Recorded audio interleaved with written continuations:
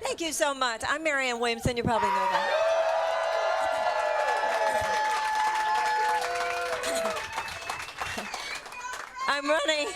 I'm running for the Democratic nomination for the candidacy for President of the United States. You probably already know that. I'm saying some things that are a little bit differently. You probably know all that as well. Although in other ways I'm saying things that other Democratic candidates are saying. There are ways in which there are unified chorus of certain messaging, which is extremely important because we all know what the bottom line is. We must defeat Donald Trump at the polls in 2020. I have strong ideas, however, about number one, what I don't think will defeat him, and number two, about a larger mission that we have. Because if all we do is defeat him, but don't really put forth a transformational vision which accomplishes a kind of transformation, then the same forces that he represents will be back in 22 and back in 24. We need to do more than just not fall over the cliff here. We need to get out of the vicinity of the cliff entirely. And we have been too close to the vicinity of the cliff for a very long time now. A lot of these problems, Donald Trump did not create them so much as the created Donald Trump. And in that sense, I'm not just prosecuting a case against Donald Trump. I'm prosecuting a case against the system that produced him.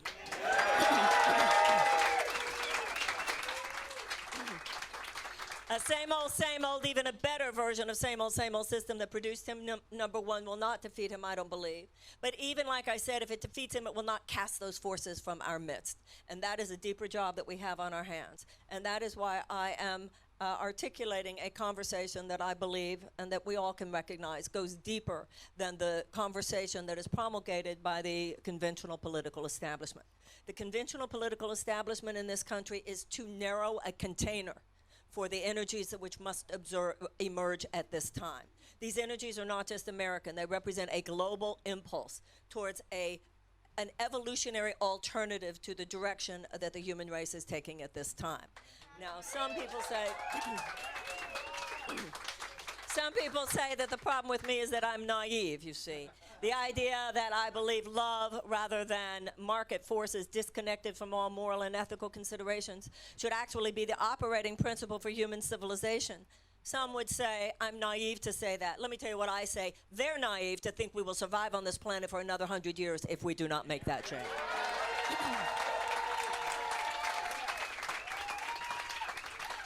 And it is time for those of us who believe that to say so unabashedly, without apology, without embarrassment, and within the political sphere. Because it's very convenient to stand on the sidelines. It's very convenient, particularly in a city like this, where we know we're just going to get applause for saying it.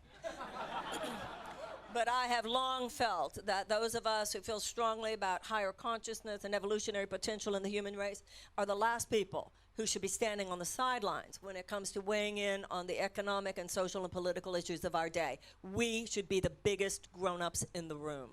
Because if you have a clue as to what changes one life, you're the one who has a clue what will change this world.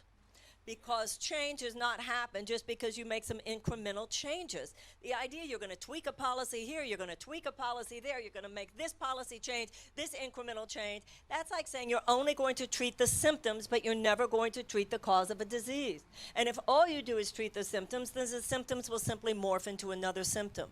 Or in political terms, the next president will come and repeal everything that you just did, or the next legislature will come and repeal everything that you just did. The problems are deeper. And the solutions must be made deeper as well.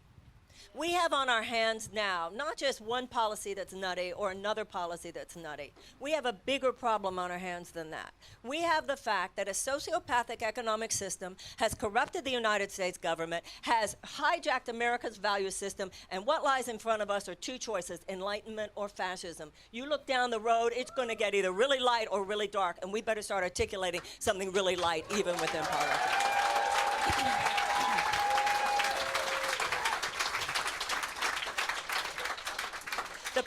This president will not be beaten with a purely political argument.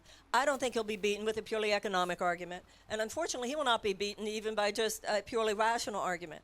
I've been saying to Democratic politicians for years, you guys don't seem to understand. The part of the human brain that rationally analyzes an issue is not always the same part of the brain that decides who to vote for. I'll tell you how the president will be defeated. He will be defeated on the basis of a moral argument. And right now, the only argument being waged against him on the level of morality is almost high school. What you're doing is really immoral. That's where we're coming. What the president is doing is really immoral. It's got to be bigger than that. We have to present a moral alternative. We have to present a moral politics. And even though too many of the Republican politics are immoral, too many Democratic politics are amoral. We need more than amoral. We need a moral politics.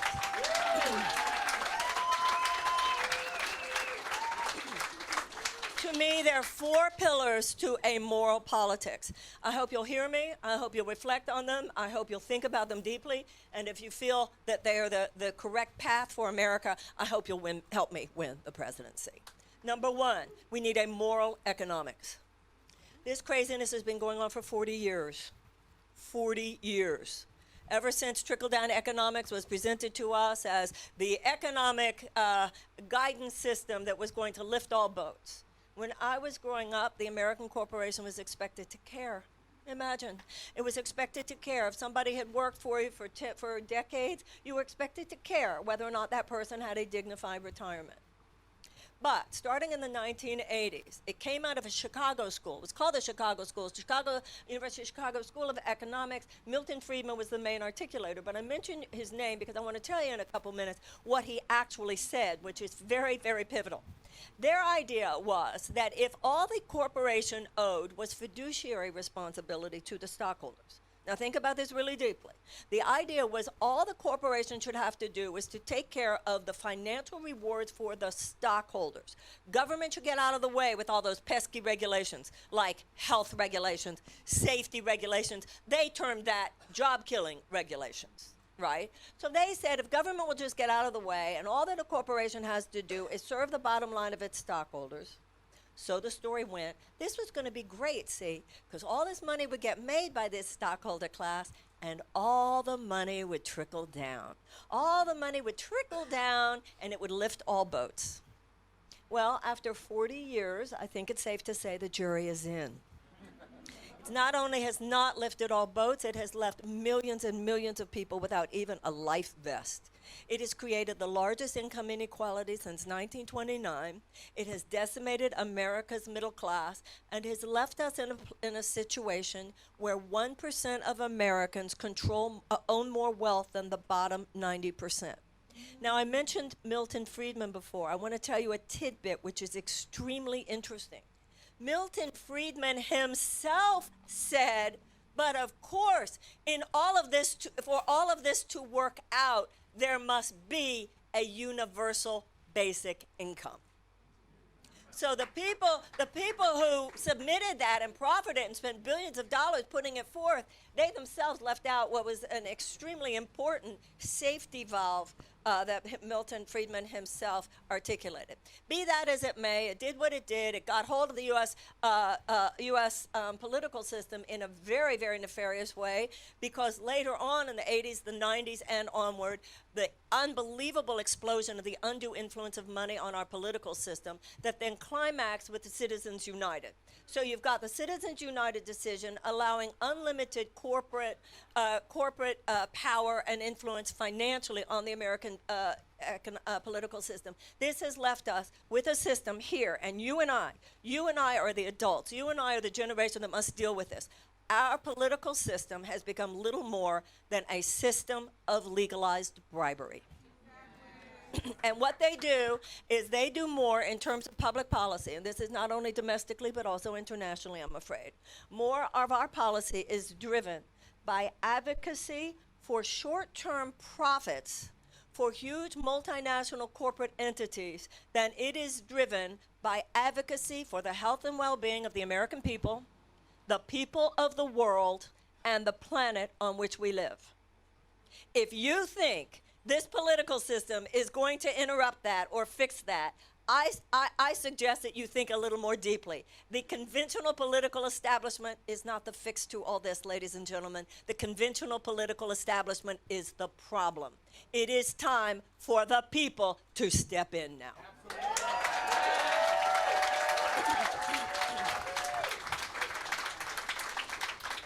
And if you look, I think this is a very, very good time to read up on American history.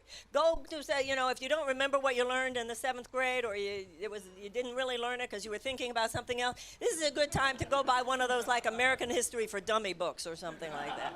Because it's really a fascinating story and it's an important story. And when it comes to the history of the United States, just like with the history of your family when you go to therapy, or the history of your tribe or your ethnic group, you're empowered by an understanding of your history. And we're empowered by an understanding of American history as well. So let's be very, very clear. In 1776, the most enlightened principles that were ever coded into the foundation of a country were coded into our Declaration of Independence.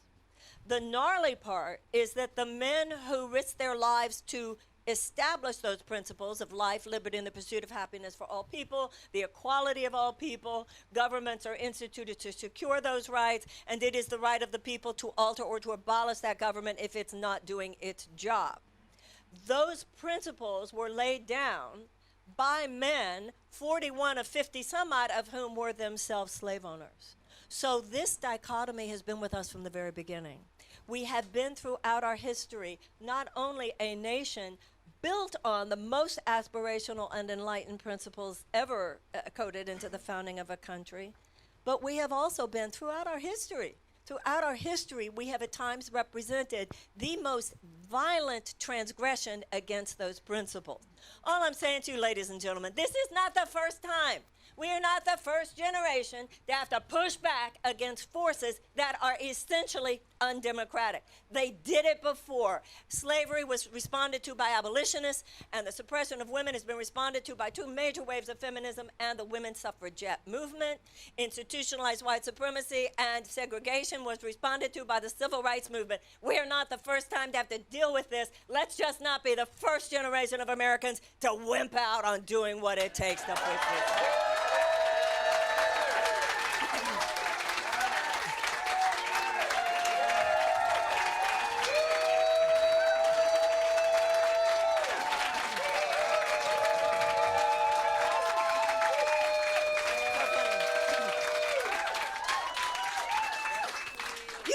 When you write a book, it's very interesting.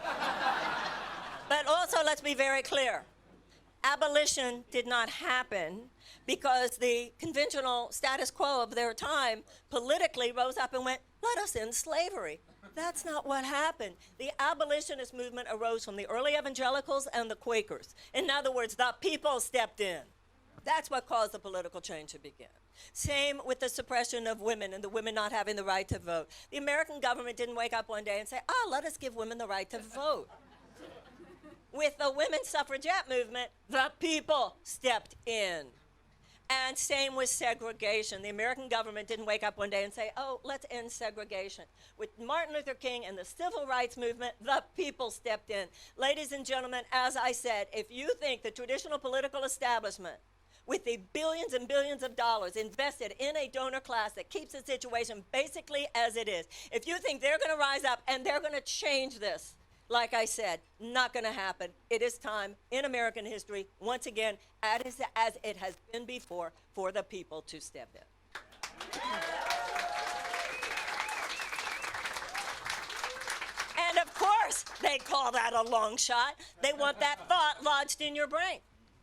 Of course. And I certainly challenge the idea that only somebody whose career has been entrenched for decades in the system that drove us into this ditch is the only person we should consider qualified to lead us out of this ditch. We have been trained, see. We have trained to expect too little. We've been trained to question too little. We've been trained to complain too little. And that will be the death of America. No. We were born of a rambunctious spirit. That is the characterological DNA of this country. Our country was founded out of a rebellious and rambunctious message given to the aristocratic systems that had dominated Europe for centuries. A system in which a very few people were deemed entitled. A king and the king or queen's few rich friends remind you of something? And that system was the idea that a few people were entitled to land, a few people were entitled to education, a few people were entitled to the opportunities for wealth creation. and nobody else was. We repudiated that nonsense in 1776, and it is time to repudiate it again. All that has happened here is that our country has regressed. That's all that's happened. That's why Franklin Roosevelt talked about how the forces he was fighting were economic royalists. It's just an aristocratic paradigm. You can talk about it in terms of oligarchy, corporatocracy, but it's all the same paradigmatic issue. It's an archetype of a few people have the power or the power belongs to the people. It's one or the other. And that's why Louis Brandeis, the late Supreme Court Justice, said you can have large amounts of money concentrated in the hands of a few, or you can have democracy. You cannot have both. So let me tell you what we need to do, as I see it. We need a moral politics. The House of Moral Politics has 4 pillars. 1, a moral economics. And in that, my economic ideas are very similar to the Bernie Sanders, the Elizabeth Warrens of the world. We need to repeal the 2017 $2 trillion tax cut. We need to put back in the middle class tax cut. We need to stop these ridiculous subsidies. We pay $26 billion in subsidies to the oil and gas industry. We pay 10 times more to that than we pay to education. Martin Luther King used to say if they give it to rich people, they call it a subsidy. If they give it to poor people, they call it a handout. Right? We need to stop this ridiculous way that our own lawmakers have negotiated against us in making themselves unable to negotiate for lower drug prices with big pharmaceutical companies. The chokehold of big pharma, the chokehold of health insurance companies, the chokehold of the gun manufacturers, the chokehold of oil and gas, the chokehold of agribusiness, the chokehold of food companies, the chokehold of chemical companies, the chokehold of defense contractors and the nuclear industry. This will not stop until we say enough is enough. Right? And that is by sending not only a president to Congress who's never taken money from these people, ladies and gentlemen, who's never taken the money, who isn't part of that, has not tied into that, is not tied into it. And also, of course, you need a House and a Senate goes along.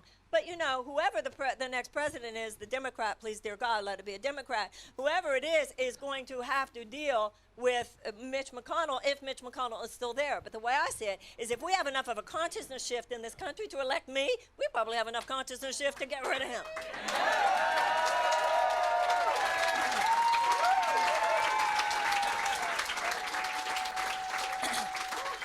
But even though economics is extremely important, even though the undue influence of money on our political system is the cancer underlying all the other cancers, I want to mention to you 3 other issues which make up the pillars of a moral politics. The first one has to do with America's children. And I want you to really hear this in your heart. We have what I'm proposing to you, we need an integrative politics. The politics we have now, the conventional political conversation is stuck somewhere back in the 20th century. It's kind of like old allopathic medicine, where you just, you didn't take care of your body, you didn't cultivate your health, but then if you got sick, you tried to get external remedies to suppress or to eradicate the symptoms. We need an integrative approach, dealing with causal issues and also dealing with all the psychological and emotional and other human issues besides just externalities. So hear me, please, not just with your mind, but with your heart. Millions of American children live with chronic trauma. In the richest country in the world, we have 13 million hungry children. We have millions of American children who go to school every day asking their teacher if maybe the teacher has something for them to eat.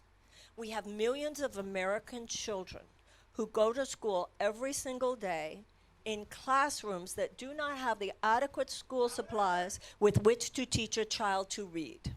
If a child cannot learn to read by the age of 8, the chances of high school graduation are drastically decreased. And the chances of incarceration are drastically increased. Millions of American children live with such chronic trauma for it to be defined as PTSD, and a form of PTSD that psychologists say is no less severe than the PTSD of a returning veteran from Afghanistan or Iraq. Have you heard any politicians talking about this recently?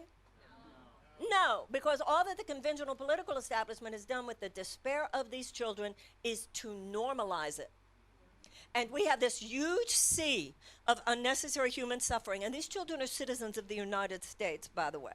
But they're not old enough to vote, so they're not a constituency. They're not old enough to work, so they don't have any financial leverage. How can they possibly compete with the clout of all the corporate money that floods Washington? You see, we have a political system that treats voters like we're poker chips. And too many of us in too many ways have conspired with this. We've allowed ourselves to be treated like ourselves in many ways to be treated like spectators. You're like a poker chip. How many do you have? How many do you have? And if you're a child, you don't vote anyway. So your poker chip doesn't matter. We need a massive realignment. If you elect me president, I want a massive realignment of investment in the direction of our children, particularly 10 years old and younger. If you want to see, you know, I used to ask myself, I remember asking myself, because when I was a child, politicians used to always use the phrase peace and prosperity. And so I remember asking myself, I wonder why they don't say that anymore. You don't hear politicians going on and on about peace and prosperity. And I remember how my mind went, because my mind first went to, oh, I guess they don't say that anymore because it's kind of a cliche. And then I thought to myself, that's not why they don't say it. They don't say it because that's not the goal anymore. You want a goal of prosperity and abundance and economic abundance for all 10 years from now? I'll tell you what you do. You take better care of your 10-year-olds today. You want to see the genius, if you want to see the power that will fuel the most amazing explosion of economic prosperity in this country over the next few decades, I'll tell you where it is. It's not in the ground. It's not power in the ground like oil. It's not in the sun either, and it's not in the wind either. It's in the brain of every child. If you go to the kindergarten in any neighborhood, in any place in the United States, that's where your potential entrepreneurial spirit is. And I'll tell you something else. In a country as rich as ours, to withhold education from a child simply because we base our educational funding on property taxes, how immoral is that? And it leads us to withhold education from children for no other reason than that they come from less advantaged neighborhoods. That is a passive form of oppression.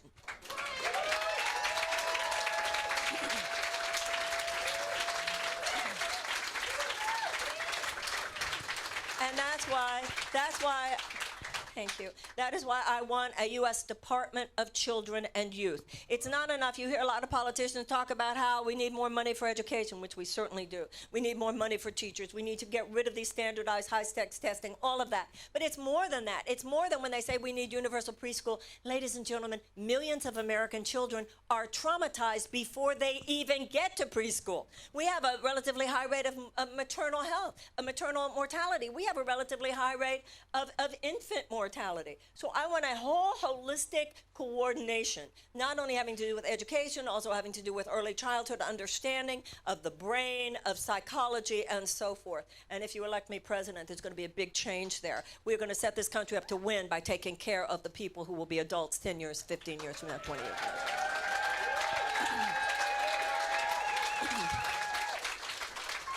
Second place where we need to get real, and we need to get deep, and we need to get transformative, and we need to do some radical truth-telling, just like with children, just like with everything else I'm talking about, is on the issue of race. I do not believe the average American is a racist. That's not my belief, and it's not my experience. But I do believe that the average American is vastly undereducated about the history of race. And it is my experience in some of the whitest states in this country that when you just kind of lay it out for people, we're a good people, we're a decent people. I'm not saying Americans are better than anyone else, because we're not, but we are as good and as decent. The problem is not that the American people are not the problem. The American political system is the problem in that it is not aligned with the consciousness of the American people. In issue after issue after issue, if you look at the polls, where the American people stand is okay. It's the fact that our government has been hijacked by other forces. And because of that, we are not politically taking on some of the issues that matter the most because they don't fit into the conventional political formulation of what power is about in America. In 1619, the first enslaved people were brought to this country. The slavery was not abolished for 249 years. Almost 250 years of slavery in this country, at the end of which there were between 4 and 5 million enslaved persons. Those people were promised by Tecumseh Sherman, General Sherman, 40 acres and a mule. Now, I know we've all heard that, but I'd like you to join with me once again, integrative, expand it, listen with your heart, think about what this means. You were a slave. Now you're not a slave. What are you supposed to do? Where are you supposed to go? How are you going to feed yourself? How are you going to feed your family? I mean, it's nice that you're not a slave anymore, but what are you? And as Martin Luther King would say 100 years later, they were freed. But what were they freed to? So the 40 acres and a mule was promised. It was then taken away. In most cases, it wasn't ever given. In the case where it was given, most of the time it was taken back. And as soon as the federal troops left in 1877, the Southern legislatures passed what were called Black Code laws. And Black Code laws were to guarantee subpar economic and social and political opportunities for black people. Thus ensued 100 years of domestic terrorism against black people in the American South. What do you call lynchings if not domestic terror? What do you call the Ku Klux Klan if not domestic terrorism? What do you call segregation if not domestic terror? So we're talking about 250 years of slavery, followed by another 100 years of institutionalized violence against black people. That's 350 years. Ladies and gentlemen, that's longer than this country has been in existence. 100 years after the end of the Civil War, finally, the United States passed the Civil Rights Act, which dismantled segregation. Then it passed the next year the Voting Rights Act, which ensured that black people would have equal access to voting. However, even that, since 2013, has been chipped away at by the U.S. Supreme Court, which is why we have this spate of voter suppression efforts all over the country. So the issue of economic restitution to address the economic gap that began at the end of the Civil War and has never been really abated on the kind of fundamental level that would mean true justice, we simply haven't gotten to it yet. As your president, I want to end one chapter of torture in this country and begin a new one. Let's do this. The German people...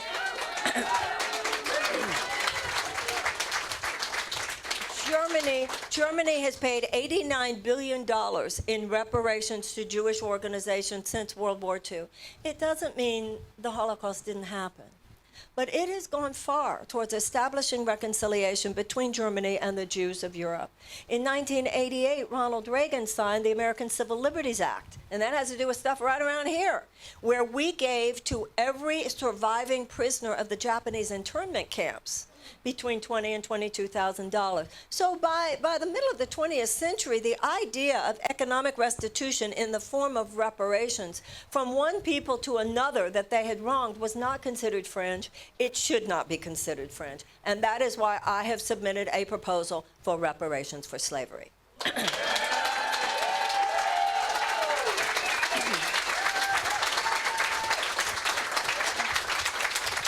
Very quickly, I'd like to say why it is a reparations plan as opposed to just race-based policies.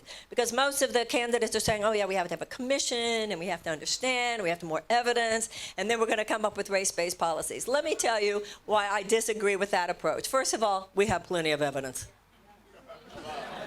Secondly, race-based policies alone leave open the question whose fault this is.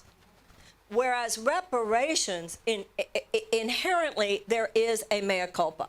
There is an inherent declaration and admission of a wrong that has been done, the recognition of that wrong by a people, the recognition of a debt that is now owed, and a willingness on the part of those people to pay that debt.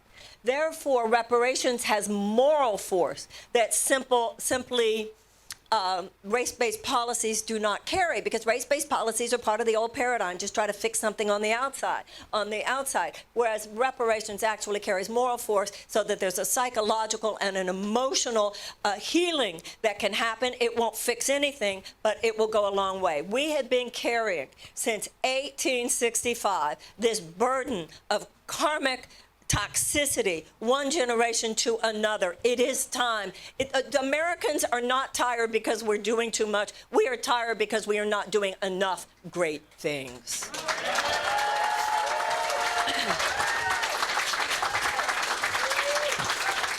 We also We also need to do it, it's simply a transformational principle. You can't have the future you want if you're not willing to clean up the past. That's why we have to deal with this in terms of race. We also need to deal with it in terms of Native American justice. With Native Americans, it's not quite as simple as an economic gap that can simply be handled. Not that it is simply handled, but it's a slightly different, more complicated issue. With Native Americans, it has to do with very unfairly negotiated treaties. It has to do with treaties that were negotiated and then broken. It has to do with not only, as we know, not only physical, but also cultural annihilation and genocide, moving people from one area to another where there was no opportunity for them to make a living. We need to give back the Black Hills of South Dakota, the vast majority of that, which were promised in 1863. So with Native American justice as well as with blacks, let's take some reparative measures. Let's do something big, do something fundamental so that this country can move on to a new,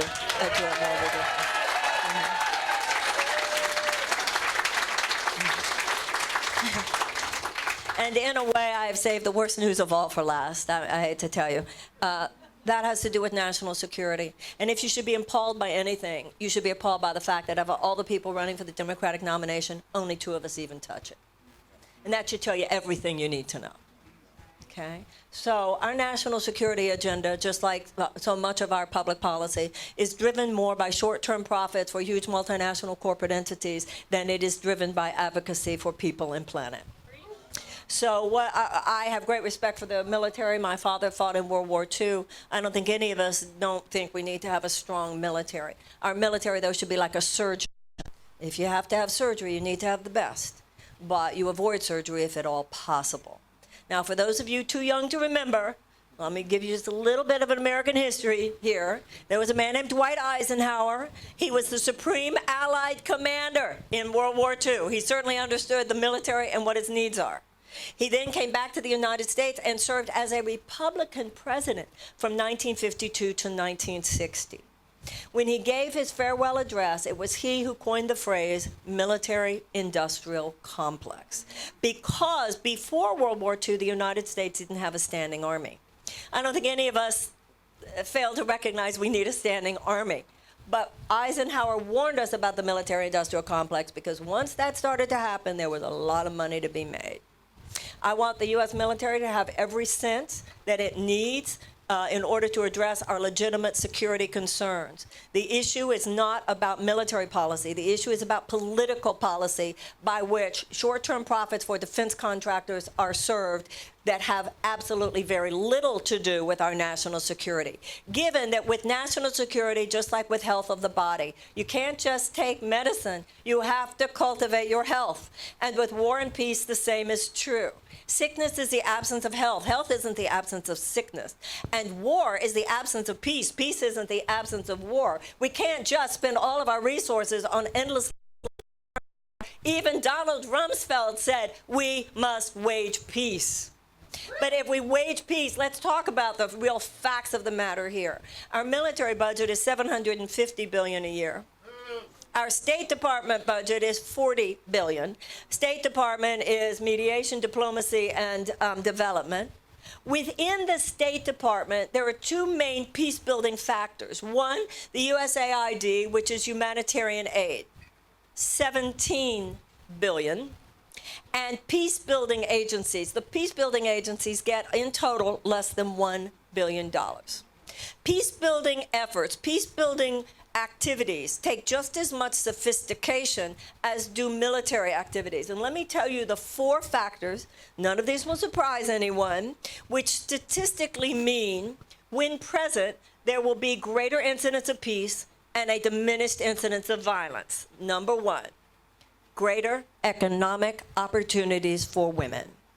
Number 2, reduced violence against women. Number 3, expanded educational opportunities for children.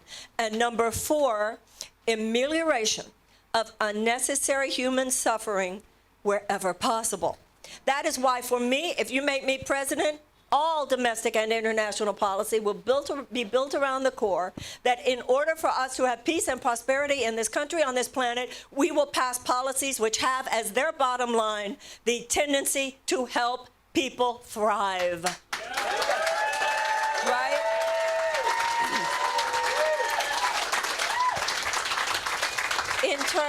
in terms of international policy, large groups of desperate people should be seen as a national security risk. Desperate people do more desperate things. Desperate people are more vulnerable to ideological capture by genuinely psychotic forces. And that is why, when I'm president, if you make me president, and you do have the power to make me president, if you make me president, we will have a United States Department of Peace. Because our national... There should be a robust partnership, a far more robust partnership between our defense departments and our peace builders. The head of the USAID should him or herself be have a seat at the table of power, should be a cabinet level position. The people who are actually the peace builders will not be treated like just a little something on the periphery, like we do now, less than $1 billion compared to $750 billion for defense, and compared to something like, listen, I love this one, the International U.S. Institute of Peace gets $1.6 million. So, ladies and gentlemen, this is just one more area where it's not going to be changed unless it's challenged. And it's not going to be challenged from within a system that makes so much money off this. I'll just leave you with one example, and then we'll just close it up with a larger philosophical context. The U.S. Air Force has ordered 100 airplanes called the B-21 Raiders. The B-21 Raiders each cost $550 million. And the interesting thing about the B-21 Raider is that it is built to drop not only conventional bombs, but also nuclear bombs. So I just would like every person in this room to just take a moment, because maybe you can tell me something I don't understand. Why do we need 100 airplanes that drop nuclear bombs? Because you drop 5 of those, it's over for human civilization as we know it. And let's be very clear. Every nuclear bomb that exists on the planet today makes Nagasaki and Hiroshima look like pinpricks. You drop 10 of those, it's over for the human race on this planet for probably, they say, 200,000 to 300,000 years. So do you think that we have 100 B-21 Raiders at $550 million each only for national security purposes? Are we stupid? Because we're acting it. And leadership, you see, leadership, political leadership, should not just be deciding what we're going to talk about. They tell you what the issues are. Not only that, but political leadership should not just be talking to you about how this or that might please you. This or that might get your vote. Political leadership should be about saying the things that need to be said. Political leadership should be about saying the things that matter. And Martin Luther King said, if your life begins to end on the day you stop talking about things that matter. Now, darkness isn't a thing. It's the absence of a thing. It's the absence of light. You can't hit darkness with a baseball bat and hope to get rid of the darkness. You have to turn on the light. So much of the collectivized hatred, racism, bigotry, anti-Semitism, homophobia, Islamophobia, xenophobia that's now formed this field of collectivized hatred in this country, which has been given a megaphone in a way that it had not been by social media, and that it now is being stoked by no less powerful a person than the President of the United States, cannot be defeated directly. You cannot defeat dog whistles. You have to override them. You have to drown them out with a more beautiful song.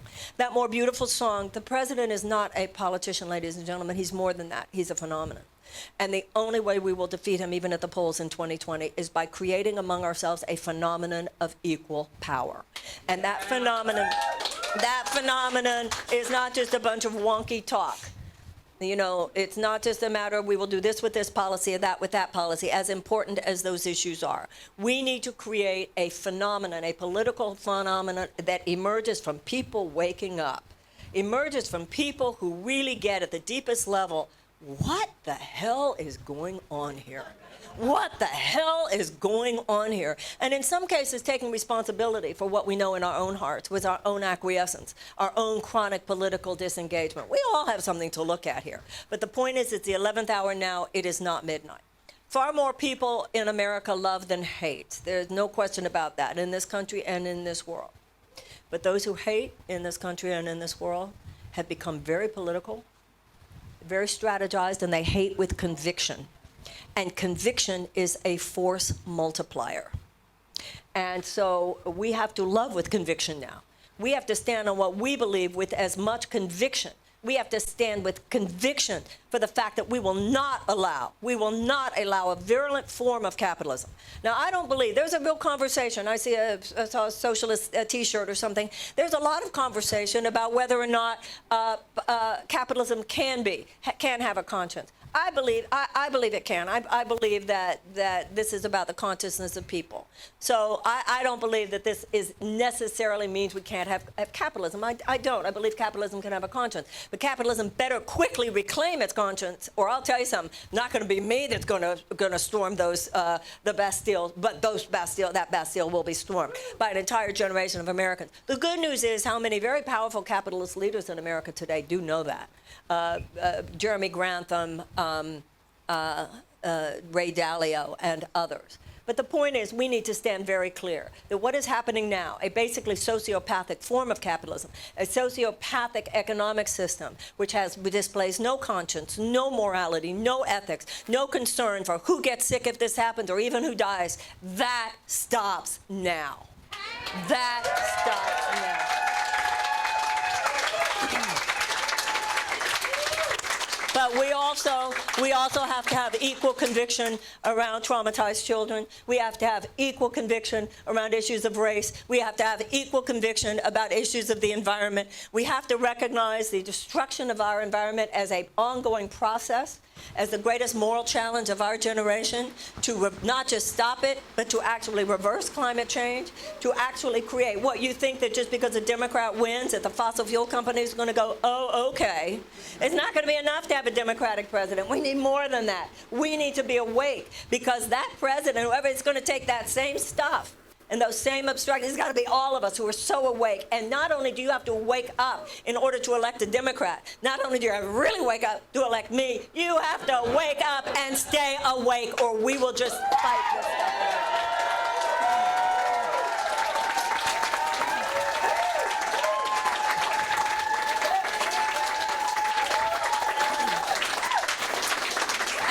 To be awake and just as convicted around national security and around what is happening in this world. That for the sake of $350 billion in arms sale to Saudi Arabia, we are giving aerial support to a genocidal war in Yemen, where tens of thousands of people have starved, including children. What are we doing? Our grandparents would be rolling over in their graves. It was I will say, a bipartisan effort that was led in many ways by Bernie Sanders. Tried to stop this. The president overrode it. We have just sacrificed all moral authority when it comes to our leadership in the world. The Dalai Lama said to me, the people of the world no longer look at America as a champion of democracy. Ladies and gentlemen, I'm old enough to tell you, it's not like we ever got it completely right. We know that. But there was a time where you could see that we were trying. There was a time where at least there was a consensus that we were supposed to. That is what has happened in America today. It's like when we put any kind of a complaint up at the most horrific immoral behavior, we now have forces in this country in power to say, yeah, what of it? And we don't have quite enough people to say, I'll tell you what of it. And it can't be just singular issues. It can't just be that we show up about a Muslim ban. It can't be just that we show up about children at the border. It can't be just that we show up about this or just that we show up about that. We have to show up, period. We have to be a generation. We have to be a generation of Americans now that expects a whole lot more. And we have to expect a lot more from progressive political forces, just as we have to expect a whole lot more from everybody else, because it is we who need to remember now that we have the power. And those of us who have children know what happens, usually somewhere between 14 and 16, usually has to do with some of those sex, drugs, and rock and roll and alcohol, whatever, and you find yourself saying something that you never thought you'd say, but you heard your parents say it. And that's when you say something like, young lady or young man, that will not be happening in this house. Do you understand? And you're kind of laughing inside because you actually don't know what you would do if they challenge you at this point. But there's a look that's so fierce on your face, they're not going to. You're just clear. That's dangerous. That's not going to happen in this house. Do you understand? And if they then challenge you, you find yourself saying something you never thought you'd say, and that are these words, because I said so. That's what we need to become as citizens. Certain things